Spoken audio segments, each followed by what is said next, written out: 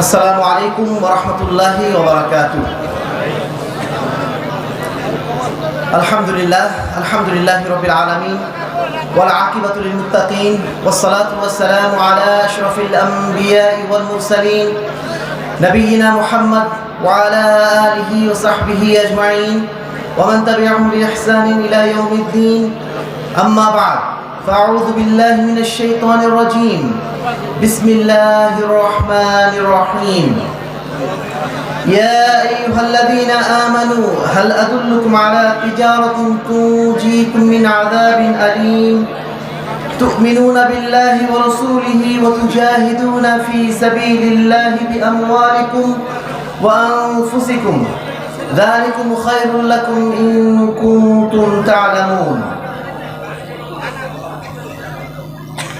আহলে হাদিস আন্দোলন বাংলাদেশ আহলে হাদিস যুব সংঘ জামালপুর জেলা কর্তৃক আয়োজিত আজকের এই মহতী ইসলামী সম্মেলনের সম্মানিত সভাপতি, মাননীয় প্রধান অতিথি, আহলে হাদিস আন্দোলন বাংলাদেশের মুহতারাম আমির জামাত প্রফেসর ডক্টর মোহাম্মদ আসাদুল্লাহ গালিব, উপস্থিত আহলে হাদিস আন্দোলন বাংলাদেশ আহলে হাদিস যুব সংঘের কেন্দ্রীয় এবং জেলা দায়িত্বশীল বৃন্দ, উপস্থিত ওলামায়ে কেরাম, সম্মানিত সুধী মণ্ডলী, জামালপুরের বিভিন্ন প্রান্ত থেকে আগত আজকের অনুষ্ঠানের সম্মানিত শ্রোতৃ মণ্ডলী, প্রাণপ্রিয় তরুণ যুবক ভাইয়েরা, পর্দা আলে মা বোনেরা, প্রশংসা আল্লাহ রাব্বুল আলামিনের জন্য যার অশেষ রহমতে আজকে জামালপুরের বুকে আহলে হাদিস আন্দোলনের উদ্যোগে এত সুন্দর একটি অনুষ্ঠান আয়োজিত হতে যাচ্ছে। এবং এই অনুষ্ঠানে আল্লাহ রাব্বুল আলামিনের অশেষ রহমতে আহলে হাদিস আন্দোলন বাংলাদেশের মুহতারাম আমির জামাত প্রফেসর ডক্টর মোহাম্মদ আসাদুল্লাহ গালিব প্রায় 15 বছর পর জামালপুরের মাটিতে উপস্থিত হতে পারছেন। এজন্য আল্লাহ দরবারে আমরা আরো একবার শুকরিয়া আদায় করছি, আলহামদুলিল্লাহ। দরুদ ও সালাম বর্ষিত হোক শ্রেষ্ঠ নবী আহমদ মুস্তাফা মুহাম্মদ মুস্তাফা সাল্লাল্লাহু আলাইহি ওয়াসাল্লামের প্রতি, যার আদর্শকে সমাজের সর্বত্র ছড়িয়ে দেওয়ার জন্যই, যার আদর্শকে সমাজের প্রতিটা বাড়িতে বাড়িতে পৌঁছে দেওয়ার জন্যই আমাদের এই সামগ্রিক প্রচেষ্টা। সম্মানিত উপস্থিতি, মুহতারাম আমির জামাত একটু পরে এসে উপস্থিত হবেন। তার আগে আমরা যে বিষয় আপনাদের সামনে সংক্ষিপ্তভাবে উপস্থাপন করতে চাচ্ছি সেটি হচ্ছে আজকে বাংলাদেশের বুকে একটা পরিবর্তনের যে আবহাওয়া সূচিত হয়েছে, ইসলামের পক্ষে যে নতুনভাবে আওয়াজ তোলার একটা প্রক্রিয়া শুরু হয়েছে, এই প্রক্রিয়ার পিছনের সবচেয়ে গুরুত্বপূর্ণ ভূমিকা যারা রেখেছেন তারা আমাদের তরুণ সমাজ, তারা আমাদের যুব সমাজ।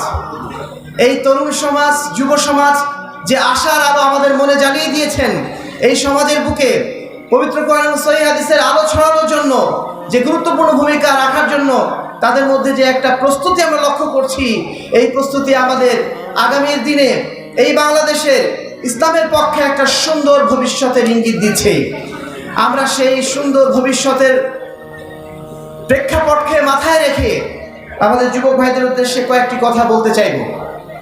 সম্মানিত উপস্থিতি, আমাদের যুব সমাজ একটা সময় ছিল যখন আমরা মনে করেছিলাম এই বখাটে ছেলেপেলেদের দিয়ে, এই যুগের এই মোবাইল প্রবণ বা এই ডিভাইস প্রবণ এই সমস্ত ছেলেদের দিয়ে, এই সমস্ত তরুণ বালকদের দিয়ে সমাজে আসলে কাজটা হবে কি, এইরকম একটা ভাবনা যখন আমরা ভাবছিলাম, ঠিক সেই সময় আল্লাহ রাব্বুল আলামিন তাদের মাধ্যম দিয়ে এমন একটি কাজ করিয়ে নিয়েছেন, যেই কাজটা নিঃসন্দেহে আমাদের সবাইকে হতবাক করে দিয়েছে। আমাদের এই তরুণরা আমাদেরকে আশ্চর্য করে দিয়েছে যে না, তারাও যদি জেগে উঠতে পারে, তারাও যদি সঠিক চেতনায় উজ্জীবিত হতে পারে, তাদের মাধ্যম দিয়েও এই দুনিয়া অনেক কিছু করা সম্ভব। সেই তরুণদের উদ্দেশ্যে আমাদের যেটা প্রথম বক্তব্য, তরুণদের সামনে এখন অনেকগুলো চ্যালেঞ্জ আছে।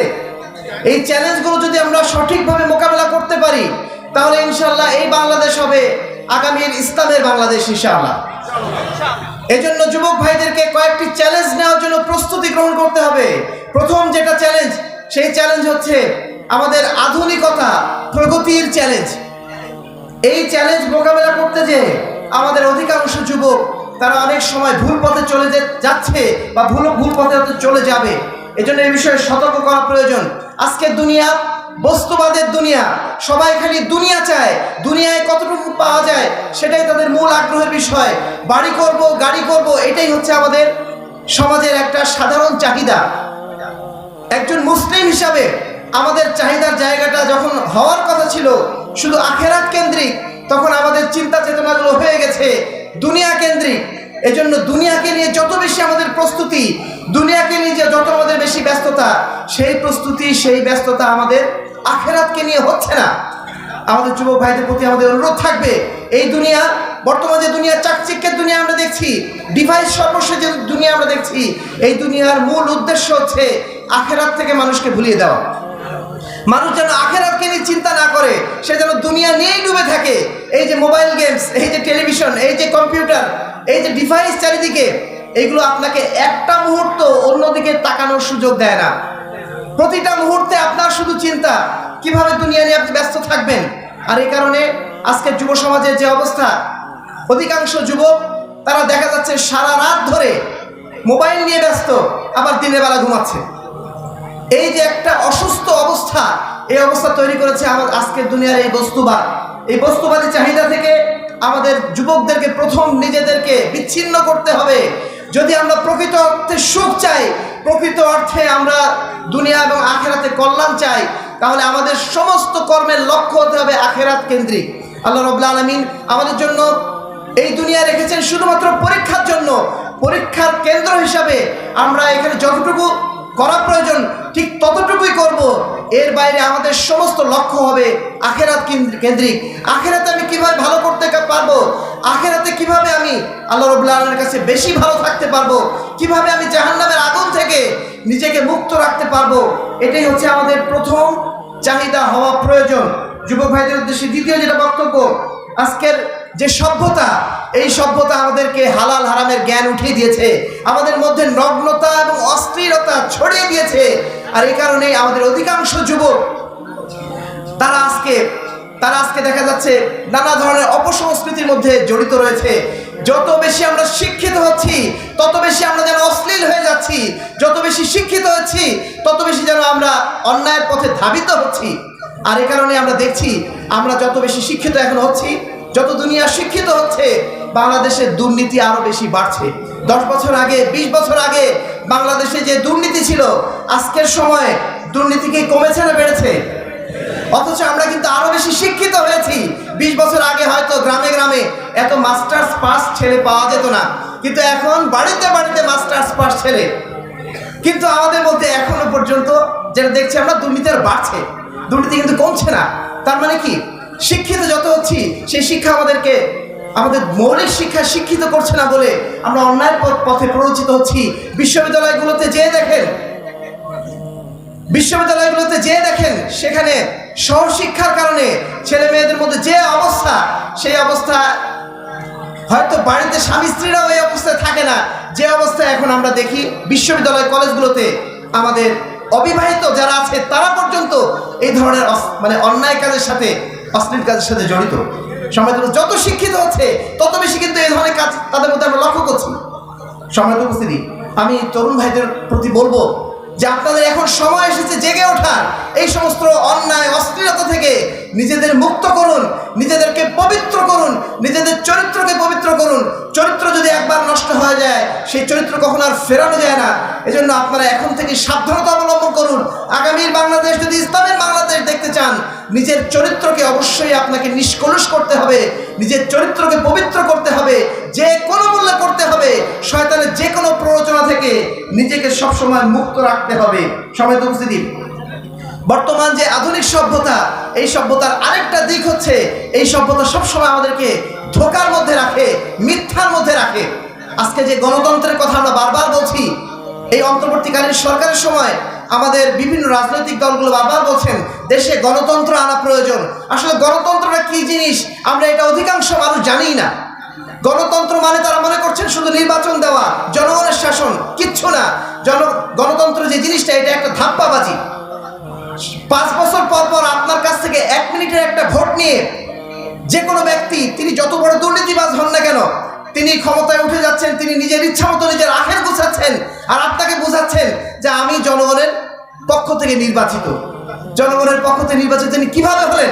1 মিনিটের জন্য জনগণ তাকে ভোট দিয়েছে, তিনি ভোট ডাকাতি করে হোক, কারচুপি করে হোক, মানুষকে অন্যায়ভাবে টাকা পয়সা দিয়ে হোক, তার কাছ থেকে ভোটটা তিনি নিয়েছেন। 1 মিনিটের একটা ভোট দিয়ে আপনি বলছেন আপনি জনগণের নির্বাচিত সরকার।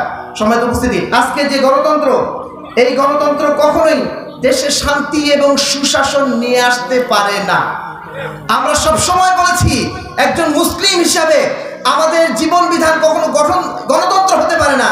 আমাদের জীবনের চলার পথ হচ্ছে আল্লাহ রাব্বুল আলামিনের দেওয়া চলার পথ, আর সেই চলার পথ বাস্তবায়ন করার জন্য একটাই যে রাষ্ট্র ব্যবস্থা, সেই ব্যবস্থার নাম কি? ইসলামী খেলাফত।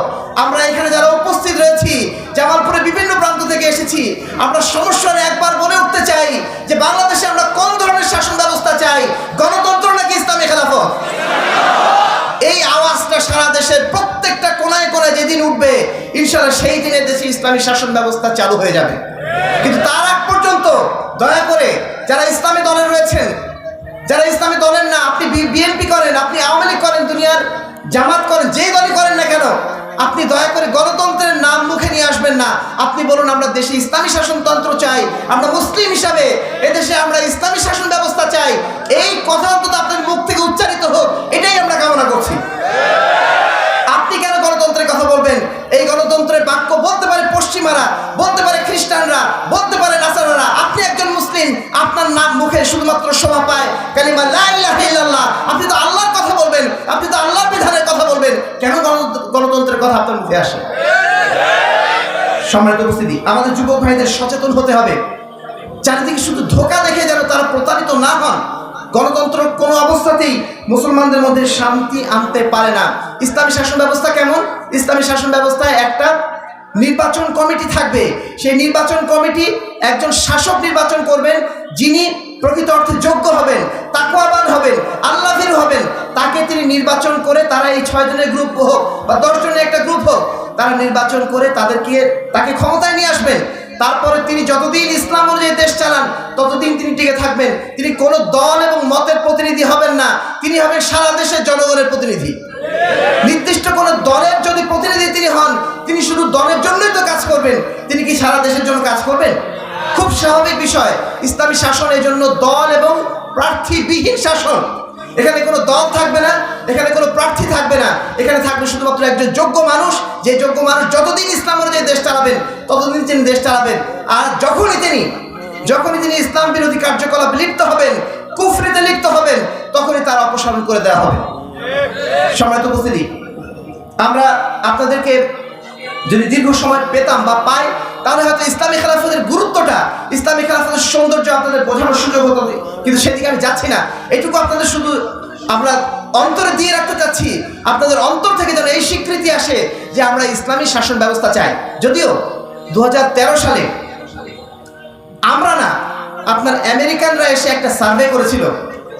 তারা দেখেছে এই বাংলাদেশের জনগণের মধ্যে, তারা একটা সার্ভে করে দেখেছে যে বাংলাদেশের কত % মানুষ ইসলামী শাসন ব্যবস্থা চায় কি চায় না। সেখানে দেখা গেছে 82% মানুষ বাংলাদেশে তারা চায় বাংলাদেশে ইসলামী শাসনতন্ত্র প্রতিষ্ঠিত হোক। বলুন আলহামদুলিল্লাহ। আলহামদুলিল্লাহ, এই চাওয়াটা বাস্তবায়ন হোক, এটা আজকের দিনে সবচেয়ে উর্বর ক্ষেত্র কিন্তু চলে এসেছে। এবং সেই চাওয়া বাস্তবায়নের ক্ষেত্রে যুবকরাই কিন্তু আমাদের সবচেয়ে গুরুত্বপূর্ণ শক্তি। তারা যদি এই আকীদায়, এই চিন্তাধারায়, এই চেতনায় উজ্জীবিত হয়, ইনশাআল্লাহ তাদের মাধ্যম দিয়েই ইসলামী সমাজ ব্যবস্থা গড়ে উঠবে। তার একটা বাস্তবতা আমরা লক্ষ্য করছি বিভিন্ন বিশ্ববিদ্যালয়ে, বিভিন্ন কলেজে, এমনকি বুয়েটে, জাহাঙ্গীরনগর বিশ্ববিদ্যালয়ের মতো বিশ্ববিদ্যালয়গুলোতে এখন ইসলামী সম্মেলন হচ্ছে, যেটা আমরা কিন্তু আগে কল্পনা করতে পারতাম না। আলহামদুলিল্লাহ, আমাদের যুবকরা এগিয়ে আসছেন, আমরা তাদেরকে স্বাগত জানাই, মোবারকবাদ জানাই। তারা যে এইটুকু অনুভূতি তাদের আছে, এটা ইনশাআল্লাহ আমাদেরকে আগামী দিনে অনেক দূর এগিয়ে দেবে।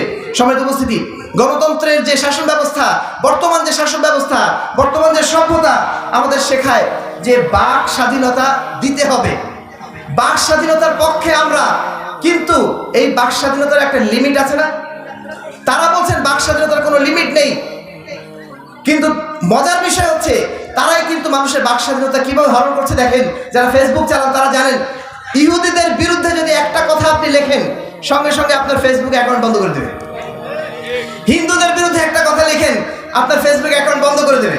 তারা মুখে বলছে তারা বাক স্বাধীনতা চায়, কিন্তু বাস্তবে তারা কখনোই বাক স্বাধীনতা আসলে চায় না। তারা মূলত চায় মুসলমানদের বাক স্বাধীনতা বন্ধ করতে। মুসলমানদের বাক স্বাধীনতা নেই দুনিয়াতে। দুনিয়াতে সবার বাক স্বাধীনতা থাকবে। যেই ব্যক্তি আল্লাহ রসুলের নামে কটূক্তি করবে তার কোনো অপরাধ নেই। আল্লাহ রসুলের নামে যদি কেউ কটূক্তি করে কখনোই দেখবেন না ফেসবুকে তার অ্যাকাউন্টটা বন্ধ করে দেওয়া হয়েছে, তার নামে কোনো মামলা হচ্ছে, কিচ্ছু হচ্ছে না। কিন্তু যখন আপনি প্রতিবাদ করতে যাবেন যে আল্লাহ রসুলের নামে কেন কটূক্তি করা হলো, তখন উল্টা আপনার নামে মামলা দেওয়া হবে।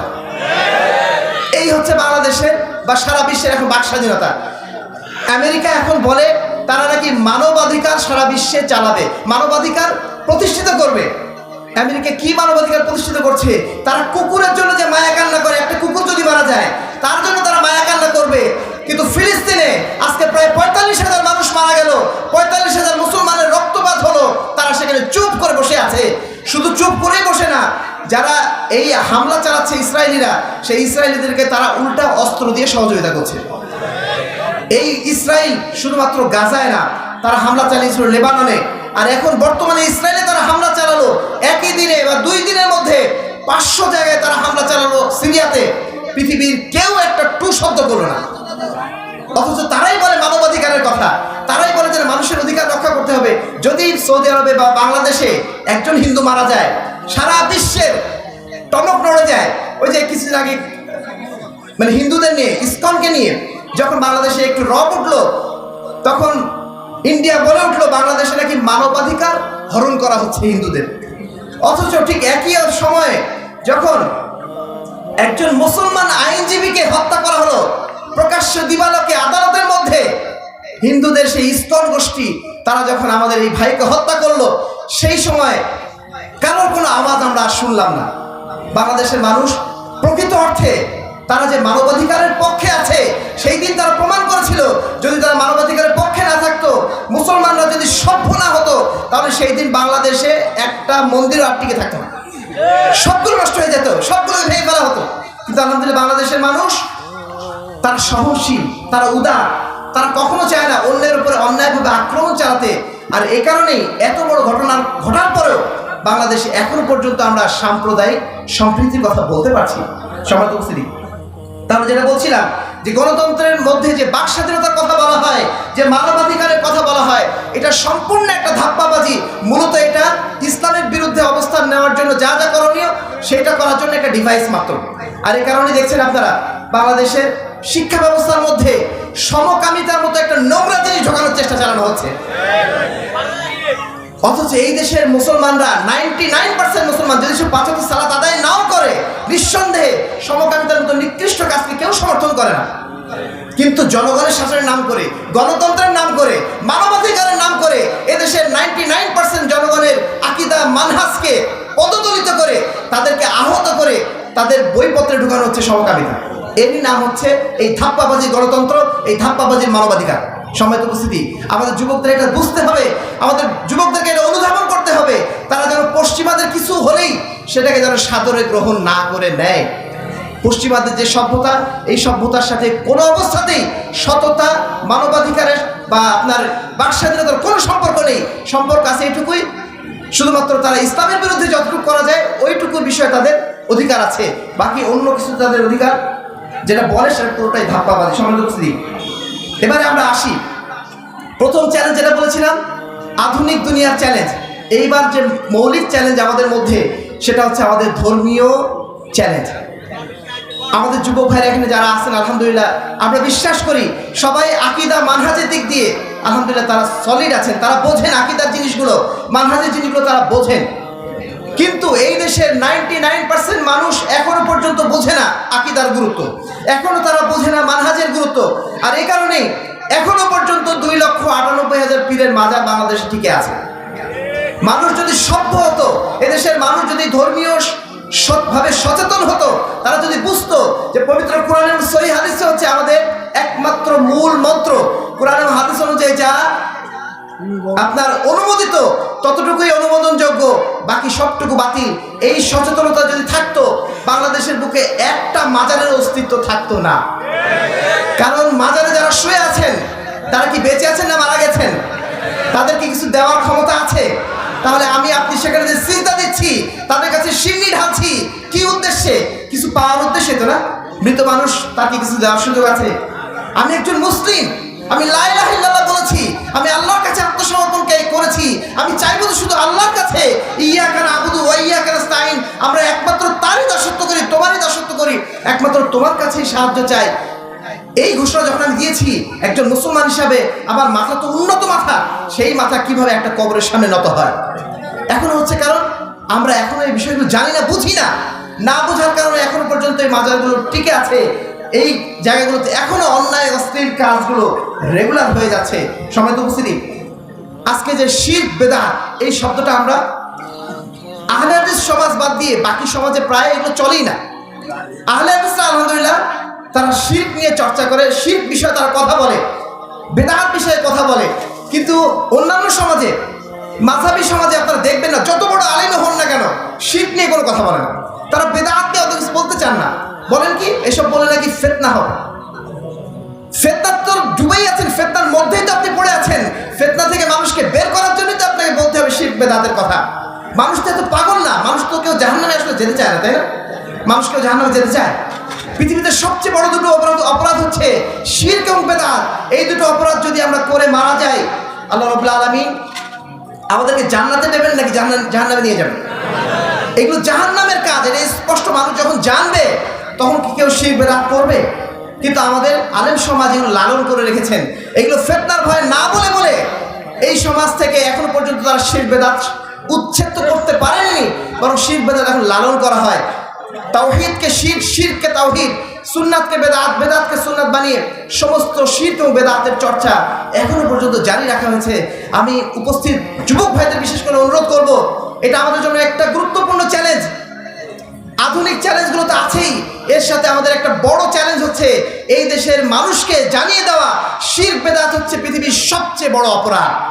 এই মেসেজটাকে আমরা আমাদের বন্ধুদের কাছে, আমরা আমাদের এলাকাবাসীর কাছে ইনশাআল্লাহ পৌঁছে দিতে পারবো। শিরক করে যদি কেউ মারা যায়, আল্লাহ রাব্বুল আলামিন তাকে ক্ষমা করবেন। বেদাত করে যদি কোনো ব্যক্তি মারা যায়, কাল কিয়ামতের ময়দানে আল্লাহ রাসূল সাল্লাল্লাহু আলাইহি ওয়াসাল্লাম তাকে হাউজে কাউসারের পানি পান করাবেন না, সুহকান সুহকান লিমান গায়্যারা বাদি বলে তাড়িয়ে দেবেন। যেই ব্যক্তির শাফাআত ছাড়া কাল কিয়ামতের ময়দানে আমরা মুক্তি পাবো না, সেই ব্যক্তি যদি বলে দূর হও দূর হও, তাহলে আমরা কি জান্নাতে প্রবেশ করতে পারবো? এই জন্য আপনারা যুবক ভাইরা বিশেষ করে যারা আছেন, দয়া করে লজ্জা পাবেন না। আপনারা এখন দেশ করছেন, আপনারা এখন দেশকে পরিবর্তন করে ফেলেছেন, কেন আপনি এই শিরক বেদাতের মতো নিকৃষ্ট জিনিসগুলো পরিবর্তন করতে পারবেন না? চেষ্টা করুন, চেষ্টা করুন যুবক ভাইরা, আপনাদের বন্ধুদের কাছে, আপনাদের এলাকাবাসীর কাছে এই দাওয়াত পৌঁছে দিতে। কোনো অবস্থাতে যেন আমরা শিরক এবং বেদাতের সাথে জড়িত না হই। আমি যে অবস্থায় থাকি না কেন, আমার এই দায়িত্ব পালন করতেই হবে। সম্মানিত উপস্থিতি, আর একটা মৌলিক বিষয় আমাদের যুবক ভাইদের মধ্যে আরেকটা জিনিস আমাদের জানা দরকার, যেটা মানুষকে পৌঁছে দেওয়া দরকার, যে আমরা কোনো অবস্থাতেই তাকলিদ বা তাকলিদের সাক্ষী, অন্ধ অনুকরণ কারোর করব না। পৃথিবীতে যত বড় আলেমই হন না কেন, যত বড় রাজনীতিবিদই হন না কেন, যত বড় বিদ্বান ব্যক্তি হন না কেন, তিনি যদি কুরআন এবং সহিহ হাদিসের বিপরীত কোনো কথা বলেন, সেই কথাকে আমরা মেনে নিতে বাধ্য। তিনি যদি মাযহাবের ইমাম হন, তিনি যদি কোনো পীর সাহেব হন, তিনি যদি এই এলাকার সবচেয়ে বড় মুরব্বী হন, আপনি কি এই কথা কখনো বলবেন যে কোন একটা বেদাতের বিষয়ে? ধরেন 5 ওয়াক্ত সালাতের পরে দলবদ্ধভাবে মুনাজাত, এটা কি সুন্নাত না বেদাত? যদি বেদাত হয়, এখন ধরে নেন আপনার 20 বছর আগে এই এলাকার কোনো মুরব্বী তিনি এই কাজটা করেছেন, এখন আপনি একজন তরুণ যুবক, আপনি সচেতন একজন মানুষ, আপনি কি এই কথা বলবেন যে না, আমার অমুক মুরব্বী তিনি এই এলাকার সবচেয়ে বড় আলেম ছিলেন, তিনি কি ভুল করে গেছেন? এই কথা বলবেন? যখনই এই কথা বলছেন তখনই বুঝে নেবেন আপনার সত্য জানার পথ বন্ধ হয়ে গেল। আপনার জানার একমাত্র সোর্স হচ্ছে পবিত্র কুরআন এবং সহিহ হাদিস। যদি আপনি জেনে থাকেন যে নিশ্চিতভাবে প্রমাণিত হয়েছে যে আল্লাহ রাসূল কখনো এটা করেন নাই, সাহাবা একরাম কখনো করেন নাই, আমার মুরব্বী 20 বছর আগে তিনি করেছেন বটে, হতে পারে তার ভুল হয়েছে, তিনি তো মানুষ, তিনি তো নবী রাসূল নন, তিনি না জেনে হয়তো করে ফেলেছেন, তিনি হয়তো আল্লাহর কাছে মুক্তি পেয়ে গেছেন, কারণ তিনি হয়তো জানতেন না। কিন্তু আপনি যখন জেনেছেন, জানার পরে আপনার কর্তব্য হচ্ছে আল্লাহ রাসূল সাল্লাল্লাহু আলাইহি ওয়াসাল্লামের হেদায়েতকে আপনার করো জোরে মেনে নেওয়া, সামিনা ওয়া আতানা বলে মেনে নেওয়া। আমি শুনেছি, মেনে নিয়েছি, কারণ তিনি আল্লাহ রসুল। আল্লাহ রসুলের কথা বেশি বড় হবে নাকি আমার হুজুরের কথা বেশি বড় হবে? আল্লাহ রসুলের সুন্নাত যদি বড় হয়, আল্লাহ রসুল সাল্লাল্লাহু আলাইহি ওয়াসাল্লাম যদি আমাদের জন্য আদর্শ স্থানীয় হন, তাহলে আল্লাহ রসুলকে উপরে রাখতে আমাদের কোনো আপত্তি আছে? দুর্ভাগ্যজনক বিষয়, আজকের সমাজ আল্লাহ রসুলকে সম্মান করে, আল্লাহ রসুলের নামে তারা নানা রকম গজল বানায়, আল্লাহ রসুলের জন্য তারা মদিনায় জিয়ারতের স্বপ্ন দেখে, কিন্তু আল্লাহ রসুলের সুন্নত মানার জন্য তারা প্রস্তুত নয়। যুবক ভাইদের উদ্দেশ্যে আমাদের বক্তব্য এটাই যে আপনারা সমস্ত জায়গায় আল্লাহ রসুলের আদর্শকে ছড়িয়ে দেওয়ার চেষ্টা করুন এবং এটাই বলুন আল্লাহ রসুল সাল্লাল্লাহু আলাইহি ওয়াসাল্লামের আদর্শই হচ্ছে সবার উপরে। অন্য মানুষদের আদর্শ আমরা গ্রহণ করব বটে, কিন্তু যতক্ষণ সেটা আল্লাহ রসুলের সুন্নতের অনুকূলে হয় ততক্ষণ, যদি না হয় সেটা ছেড়ে দিতে আমাদের এক মুহূর্ত দ্বিধা আছে। এই বার্তাটা আমাদেরকে অবশ্যই পৌঁছে দিতে হবে সমাজের উপস্থিতি। আরেকটা বিষয় বলতেই হচ্ছে যে আমাদের যুব সমাজের মধ্যে আলহামদুলিল্লাহ যারা একটু দিনদার তারা কিন্তু আবার অনেক সময় অনেক ভুল পথে চলে যান। একটা ভুল বর্তমানে যেটা আমরা লক্ষ্য করছি, এর আগে লক্ষ্য করেছি, আমাদের যুবক ভাইরা জিহাদের নামে খুবই আবেগী। জিহাদ তো আমাদের করতেই হবে, কিন্তু সেই জিহাদ কি মুসলমানের বিরুদ্ধে?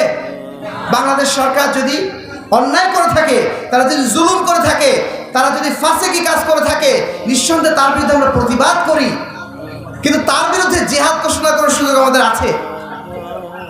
একজন মুসলমান কখনো মুসলমানের বিরুদ্ধে, যতক্ষণ সে ৫ ওয়াক্ত সালাত আদায় করে, যতক্ষণ সে আল্লাহর নাম নেয়, ততক্ষণ পর্যন্ত তার বিরুদ্ধে জিহাদ করা যায় না। আপনি জিহাদ করবেন সেটা কাফেরদের বিরুদ্ধে, সেটাও একটা নিয়ম আছে, জিহাদের একটা শৃঙ্খলা আছে। আপনি সালাত আদায় করবেন, সালাত আদায় করার জন্য আল্লাহ রসুলের একটা তরিকা আছে না? আল্লাহ রসুল যে তরিকায় সালাত আদায় করেছেন আপনাকে ওই তরিকায় সালাত আদায় করতে হবে। আপনি মুজাহিদ হবেন, আপনি জিহাদ করবেন, খুবই ভালো কথা, কিন্তু সেই জিহাদটা কার তরিকায় হতে হবে? আল্লাহ রসুলের তরিকায় হতে হবে না? এই জায়গায় এসে আমরা কিন্তু আবেগী হয়ে যাচ্ছি, আবেগী হয়ে একটা উল্টাপাল্টা কাজ করে বসছি। জিহাদ করার কিছু নিয়ম আছে, সেই নিয়ম ফলো করে আপনাকে জিহাদ করতে হবে। যদি না করেন তাহলে সেই 2005 সালে যে ঘটনা ঘটেছিল বাংলাদেশে, 64 জেলা 63 জেলায় বোম ফাটানো হয়েছিল, ফাটানো হয়নি? জিহাদের নাম করেই ফাটানো হয়েছিল। আপনাদের এই জামালপুরের এলাকার মানুষরাই ফুটিয়েছিল। এই জন্য এই কথাগুলো বলতে হচ্ছে। দয়া করে আবেগী হবেন না, ইসলামের শত্রুদেরকে সুযোগ দেবেন না। এই সামান্য কাজটা করার কারণে সারা বিশ্বের বুকে বাংলাদেশের নাম হয়ে গেল কি এটা জঙ্গিদের দেশ। আমাদের যারা আহলে হাদিস ভাই তাদের প্রতি একটা অপবাদ লেগে গেল, আহলে হাদিস মানেই জঙ্গি। অথচ আহলে হাদিসরাই জঙ্গিবাদের সবচেয়ে বড় শত্রু। আহলে হাদিসরাই জঙ্গিবাদের বিরুদ্ধে সবচেয়ে বেশি কথা বলেছে। আমাদের মুহতারাম আমির জামাত প্রফেসর ডক্টর মোহাম্মদ আসাদুল্লাহ আল গানী এই বাংলাদেশে জঙ্গিদের বিরুদ্ধে সর্বপ্রথম তিনি বই লিখেছেন। অথচ এখন উল্টাটাই আমাদের উপর চাপিয়ে দেওয়া হলো। কেন? আমাদের কিছু আহলে হাদিস ভাইরাও কিন্তু এর সাথে জড়িত ছিলেন। যুবক ভাইরা অত্যন্ত সাবধান। ইসলামের পথ অবশ্যই আমাদের আবেগ থাকবে, জাজবা থাকবে, কিন্তু সেই আবেগ জাজবা অবশ্যই সুন্নাতের পক্ষে হতে হবে। আল্লাহ রাসূল সাল্লাল্লাহু আলাইহি ওয়াসাল্লামের সুন্নতি তরিকা অনুযায়ী হতে হবে। আমরা যেন নিজ নিজ মন মতো একটা কাজ করে না বসি, তাহলে নিঃসন্দেহে আমরা যেমন ক্ষতিগ্রস্ত হবে, এদেশের ইসলাম ক্ষতিগ্রস্ত হবে। আগামীতে ইসলামী সমাজ প্রতিষ্ঠা করতে গেলে বাইরের শত্রুরা বারবার ওইদিকে আমাদের ইঙ্গিত দেবে।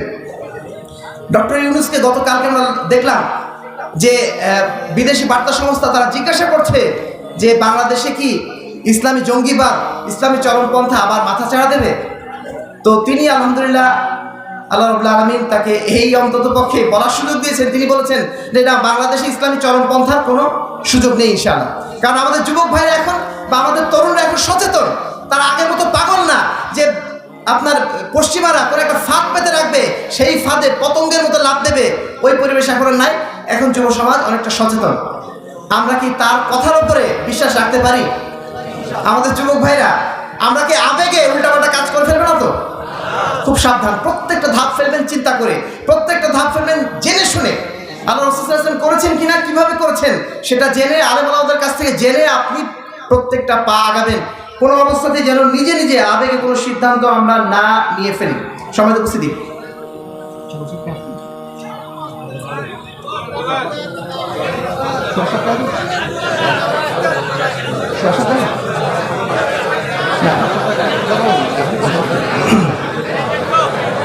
উপস্থিতি যুবক ভাইদের দুইটা চ্যালেঞ্জের কথা আমি বলেছি। প্রথম চ্যালেঞ্জ আধুনিকতার চ্যালেঞ্জ, 2 নম্বর চ্যালেঞ্জ হচ্ছে ধর্মীয় জাহিলিয়াতের চ্যালেঞ্জ। এই দুইটা চ্যালেঞ্জ আমাদেরকে যে কোনো মূল্যে মোকাবেলার প্রস্তুতি নিতে হবে, তাহলেই ইনশাআল্লাহ আমরা আগামীর বাংলাদেশকে ইসলামের বাংলাদেশে রূপান্তরিত করতে পারবো ইনশাআল্লাহ। এবারে আমরা আসি যুবক ভাইরা, যদি আমরা এই চ্যালেঞ্জ গ্রহণ করতে চাই, বাতিলের এই চ্যালেঞ্জ মোকাবেলা করে আমরা যদি অগ্রসর হতে চাই, দুইটা বিষয় আমাদের প্রস্তুতি প্রয়োজন। প্রথম যেটা প্রস্তুতি প্রয়োজন, আমাদের নিজেদেরকে যোগ্য করে দক্ষ করে গড়ে তুলতে হবে, নেতৃত্বের উপযুক্ত করে তুলতে হবে। আমাদের নেতৃত্বে শুধুমাত্র থাকছে কারা? সেকুলাররা থাকছে। আমাদের নেতৃত্বে কারা থাকছে? যারা ইসলাম বোঝে না, ইসলাম সম্পর্কে জানে না। কিন্তু যারা ইসলাম সম্পর্কে জানে তাদেরকে আমরা কি চাই না নেতৃত্বে তারা আসুক, তারাই সমাজকে পরিচালিত করুক? এটাকে আমরা চাই না? যদি চাই তাহলে আমাদের নিজেদেরকেই প্রস্তুতি গ্রহণ করতে হবে। এই সমাজকে পরিচালনার জন্য আমাদেরকে দায়িত্ব নিতে হবে। আর এই জন্য যেটা প্রথম প্রয়োজন, আমাদের সঠিক জ্ঞান অর্জন করতে হবে। যে কোনো বিষয়ে সঠিক জ্ঞান যদি আমরা অর্জন করতে পারি তাহলেই আমরা সঠিক নেতৃত্ব দেওয়ার জন্য উপযুক্ত হতে পারবো। সঠিক জ্ঞান অর্জন করাটা অত্যন্ত জরুরি আজকের দিনে। বিশেষ করে আজকের দিনে আলহামদুলিল্লাহ সঠিক জ্ঞান অর্জন করা এমন কোনো জটিল বিষয় না। আপনার হাতের মুঠের মধ্যেই এখন ডিভাইস আছে, আপনার চারিদিকে এখন বইপত্র আছে, আপনি চাইলেই যে কোনো বিষয়ে সঠিক জ্ঞান অর্জন করতে পারেন। এই জন্য সঠিক জ্ঞান অর্জন করাটা আমাদের জন্য এই সময় সবচেয়ে বেশি জরুরি। 2 নম্বর হচ্ছে আমাদেরকে আমলে সলেহ মাধ্যম দিয়ে নিজেদেরকে আল্লাহ রাসূল সাল্লাল্লাহু আলাইহি ওয়াসাল্লামের আদর্শের উপরে পরিচালিত করার জন্য সাধ্যমতো চেষ্টা করতে হবে। আমাদের যাদের দাড়ি নেই, আমি অনুরোধ করব তাদের দাড়ি রাখার জন্য। দাড়ি একটা সুন্নাত, আপনি মনে করছেন খুব ছোট একটা জিনিস, কিন্তু এই ছোট জিনিসটাই আপনার জন্য, আপনাকে বড় বড় দায়িত্ব নেওয়ার জন্য আপনাকে প্রস্তুত করে দেবে ইনশাআল্লাহ। আপনি যখন দাড়ি রাখবেন, আপনি সিনেমা হলে প্রবেশ করতে পারবেন না, কারণ এগুলো কি আপনাকে অটোমেটিক বাধা দেবে? এক একটা সুন্নাত এক একটা আপনার জন্য বডিগার্ড। যত বেশি আপনি সুন্নাত পালন করবেন তত বেশি সেটা আপনার জন্য বডিগার্ড হয়ে যাবে, তত বেশি বাতিল আপনার থেকে দূরে চলে যাবে। এই জন্য সাধ্যমতো চেষ্টা করুন আমল বাড়ানোর জন্য। 5 ওয়াক্ত সালাত তো মসজিদে পড়তেই হবে। বিশেষ করে বলবো অন্ততপক্ষে ফজরের সালাতটা আপনাকে মসজিদে পড়তে হবে। পারবেন? যুবক ভাইদের জন্য এটা সবচেয়ে কঠিন একটা কাজ, তাই না? কিন্তু এই কঠিন কাজটা যদি করতে পারেন, মনে রাখবেন যে আপনি যদি সকালবেলাতেই প্রথম কাজেই যদি আপনি শয়তানকে পরাজিত করতে পারেন তাহলে সারাটা দিন শয়তানকে পরাজিত করা সহজ হয়ে যাবে। আর যদি সকালবেলায় আপনি পরাজিত হয়ে যান, প্রথম কাজটাতেই পরাজিত হয়ে যান, সারাটা দিন শয়তান আপনাকে পরাজিত করতেই থাকবে, আপনি আর জয়ের মুখ দেখতে পারবেন না। আর এই কারণে আমি আপনাদের অনুরোধ করবো, নিজেকে প্রস্তুত করুন, নিজেকে ওহীর জ্ঞানে জ্ঞানান্বিত করুন, আমলে সলেহের মাধ্যম দিয়ে নিজেকে সুসজ্জিত করুন।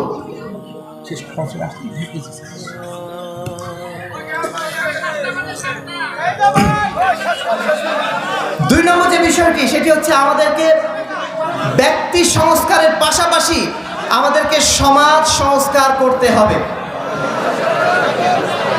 ব্যক্তি সংস্কারের পাশাপাশি আমাদেরকে সমাজ সংস্কারের জন্য আমাদেরকে প্রস্তুতি গ্রহণ করতে হবে। সমাজ যদি সংস্কার না হয়, আমি একা একা ভালো থাকতে পারবো না। আমার নিজের ভালো থাকার জন্যই, আমার নিজের ইসলামকে ধরে রাখার জন্যই, আমার নিজের ঈমানকে ধরে রাখার জন্য আমাদেরকে অবশ্যই সমাজ সংস্কারের প্রত্যেকের ব্রতী হতে হবে। আল্লাহ রাব্বুল আলামিন আমাদেরকে বারবার উৎসাহিত করেছেন আমরা যেন সামগ্রিকভাবে সবাই মিলে একত্রিতভাবে এই সমাজকে সংস্কারের জন্য উদ্যোগ গ্রহণ করি। আর এটা আমাদের প্রত্যেকের জন্য দায়িত্ব, নিজেকে ভালো করা, সমাজকে ভালো করা। আমরা একটা স্লোগানের আগে শুনেছিলাম যে বদলে দাও, বদলে যাও, বদলে দাও। এই স্লোগানটা মূলত সেকুলারদের ছিল, যে এই স্লোগানটা মূলত আমাদের হওয়ার কথা। আমরা যখন নিজেকে তাজকিয়ার নফসের মাধ্যম দিয়ে নিজেকে পরিশুদ্ধ করব এবং সমাজকে যখন পরিশুদ্ধ করার চেষ্টা করব, তখনই সমাজে অর্থবহ একটা পরিবর্তন আসবে, যেটাকে আমরা বলছি আত-তাজকিয়া ওয়াত তারবিয়া। আমি যুব সমাজকে বলবো, আমরা যেন অবশ্যই ঐক্যবদ্ধভাবে, সাংগঠনিকভাবে, সংঘবদ্ধভাবে এই সমাজকে পরিবর্তনের জন্য যেন উদ্যোগ গ্রহণ করি, তাহলে ইনশাআল্লাহ আমাদের মাধ্যম দিয়ে পরিবর্তনটা আসবে। সম্মানিত উপস্থিতি, আমি আলোচনা আর বাড়াবো না। পরিশেষে যে বিষয়টি বলতে চাইবো, বিশেষ করে ইয়া আইয়ুহাল্লাযীনা আমানু কুনু আনসারাল্লাহ, আল্লাহ রাব্বুল আলামিনের সেই আহ্বান, হে ঈমানদারগণ তোমরা আল্লাহর জন্য সাহায্যকারী হয়ে যাও। ইয়া আইয়ুহাল্লাযীনা আমানু কুনু আনসারাল্লাহ, তোমরা আল্লাহর জন্য সাহায্যকারী হয়ে যাও। এই সাহায্যকারী হওয়ার জন্য আমরা প্রস্তুত রয়েছি। যুব সমাজের উদ্দেশ্যে আবারও বলছি, আমরা কি আল্লাহর জন্য সাহায্যকারী হতে প্রস্তুত আছি? এই সাহায্যের জন্য যখন প্রস্তুত হয়ে যাব, ইনশাআল্লাহ বিজয় আল্লাহ রাব্বুল আলামিন আমাদেরকে দান করবেন। এই ওয়াদা আল্লাহ রাব্বুল আলামিন সূরা সফের শেষ আয়াতে করে দিয়েছেন। অতএব আমরা প্রত্যেকেই যেন আল্লাহর জন্য সাহায্যকারী হয়ে যাওয়ার চেষ্টা করি। আমাদের নারীরা যারা এসেছেন তাদের প্রতি আমাদের বিনীত অনুরোধ থাকবে, আপনাদের সন্তানদেরকে আগামী দিনের নেতৃত্বের জন্য প্রস্তুত করুন, আগামী দিনের মুজাহিদ হিসেবে তাদেরকে তৈরি করুন। আগামী দিনে এই দেশকে ইসলামের বাংলাদেশ হিসেবে পরিণত করার জন্য আপনারা আপনাদের সন্তানদেরকে এখন থেকে তৈরি করুন, যেভাবে তৈরি করেছিলেন সালাউদ্দিন বীর সালাউদ্দিনের মা, তিতুমীরের মা, ইমাম শাফির মা, তারা যেভাবে তাদের সন্তানদের তৈরি করেছিলেন, আসুন আমরা আমাদের সন্তানদেরকে তৈরি করি আগামী দিনে সেই মুজাহিদ বানানোর জন্য। ইনশাআল্লাহ আগামী বাংলাদেশ অবশ্যই হবে ইসলামের বাংলাদেশ। আগামী বাংলাদেশ হবে পবিত্র কোরআন এবং সহিহ হাদিসের বাংলাদেশ। আগামী বাংলাদেশ হবে তাওহীদ এবং সুন্নাতের বাংলাদেশ। এই জামালপুর থেকে আমরা সেই স্রোত জনগণের মধ্যে দেখতে চাই। আল্লাহ রাব্বুল আলামিন আমাদের সকলের মধ্যে পবিত্র কোরআন এবং সহিহ হাদিসের আলোকে জীবন গড়ার সেই প্রেরণা যেন উজ্জীবিত করে দেন। সেই সাথে এই দেশ, এই সমাজ গড়ার যেন সেই শপথ গ্রহণ করার তৌফিক আল্লাহ রাব্বুল আলামিন আমাদেরকে দান করেন। আল্লাহুম্মা আমিন। ওয়া আখিরু দাওয়ানা আলহামদুলিল্লাহি রাব্বিল আলামিন। আসসালামু আলাইকুম ওয়া রাহমাতুল্লাহি ওয়া বারাকাতুহু। আসুন আমরা আমাদের জীবনকে ভালো কাজে ব্যয় করি, আমরা বেশি বেশি করে নেক আমল করি আর খারাপ কাজ থেকে বিরত থাকি।